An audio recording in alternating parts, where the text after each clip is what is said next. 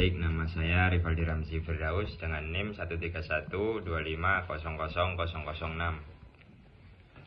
Saya akan membahas tugas review materi pengantar hukum Indonesia yang diampu oleh Bapak Franz. Saya berangkat dari pengertian hukum dulu.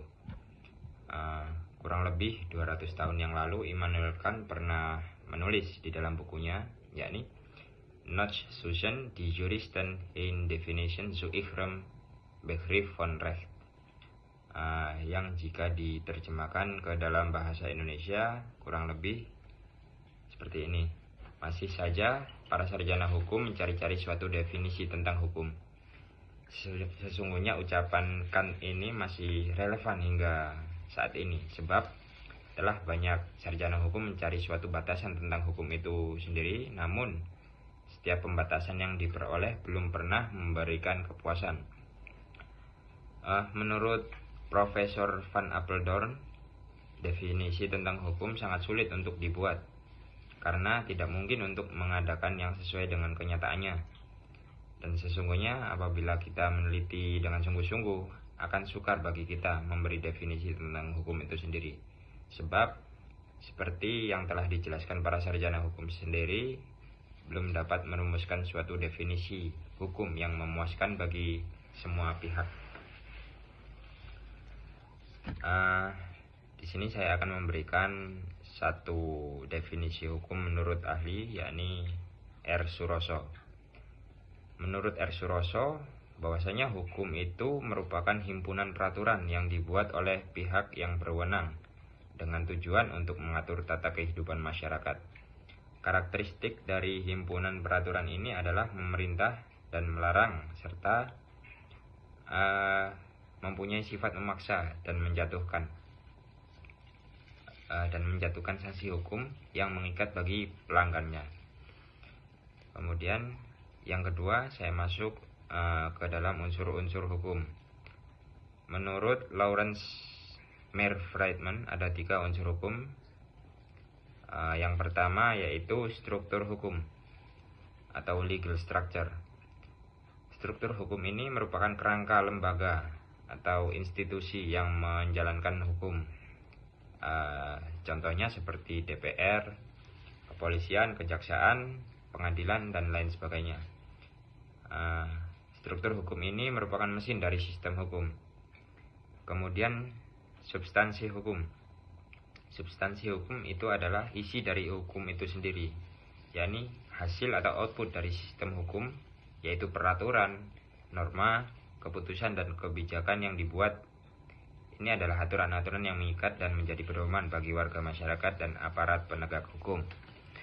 Kemudian yang ketiga adalah budaya hukum atau legal culture. Budaya hukum ini mencakup nilai, sikap, persepsi masyarakat terhadap hukum. Budaya hukum ini menentukan apakah hukum ini akan digunakan, dihindari, atau disalahgunakan oleh masyarakat. Budaya hukum ini terdiri dari budaya hukum internal, dari aparat penegak hukum, dan dari eksternal atau dari masyarakat luas, masyarakat Indonesia. Kemudian yang ketiga, saya akan masuk kepada penggolongan hukum. Penggolongan hukum yang pertama dari hukum menurut bentuknya.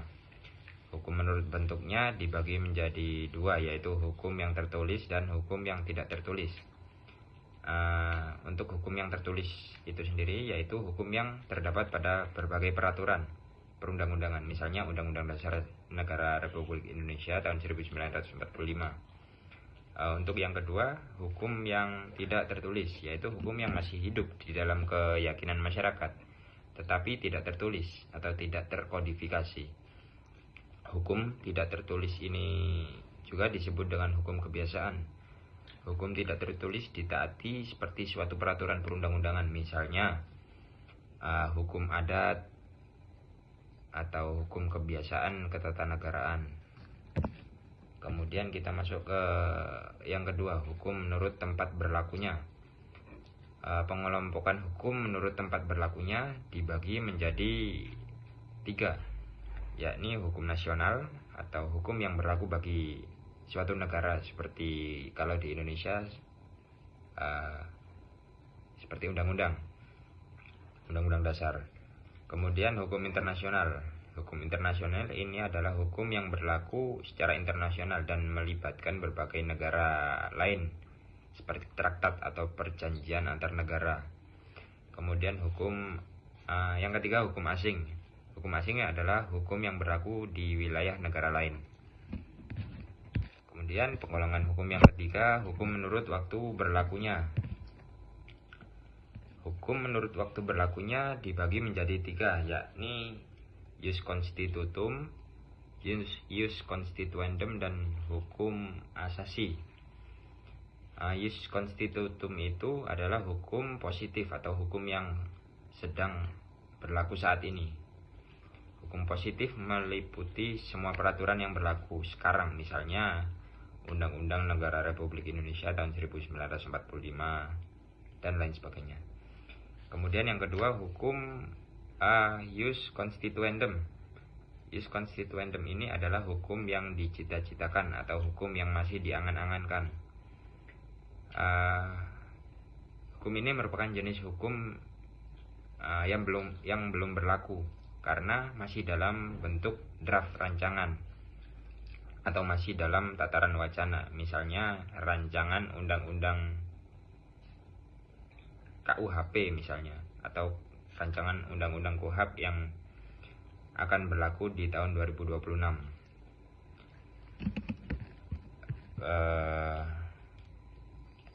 Yang menjadi hukum positif apabila disetujui oleh Presiden dan Dewan Perwakilan Rakyat dan diundangkan dalam lembaran negara. Kemudian yang keempat,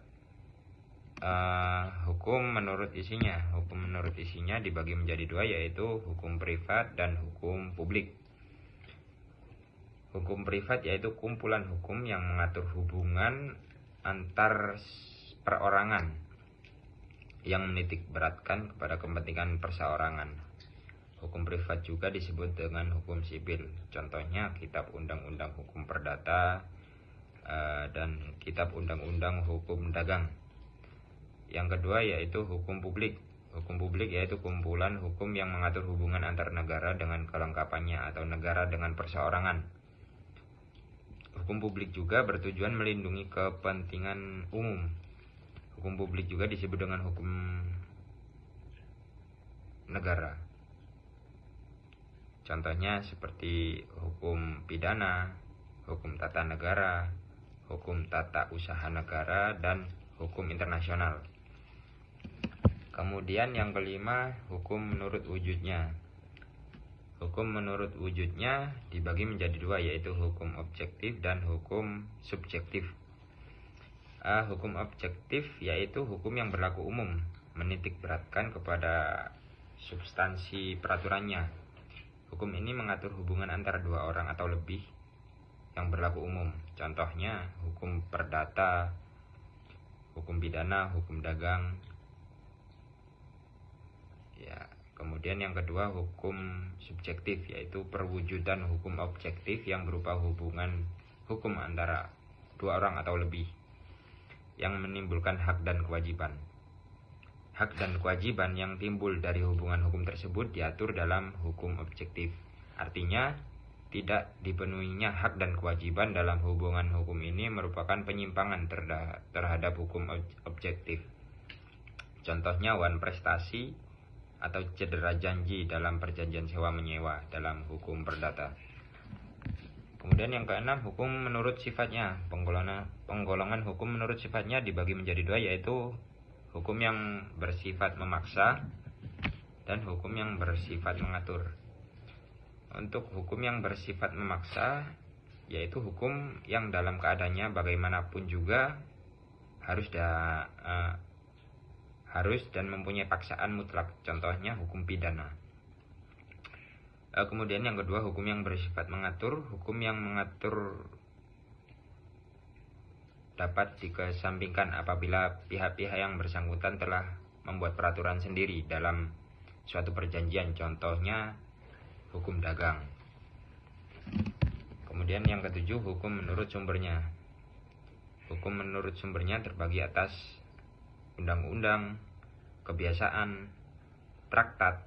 Traktat ini adalah perjanjian antar negara. Bila perjanjiannya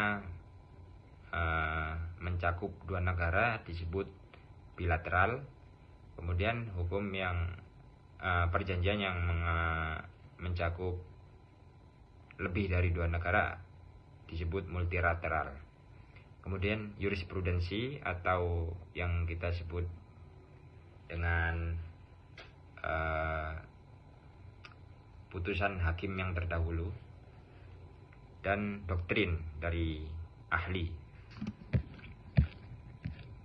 Sekian pembahasan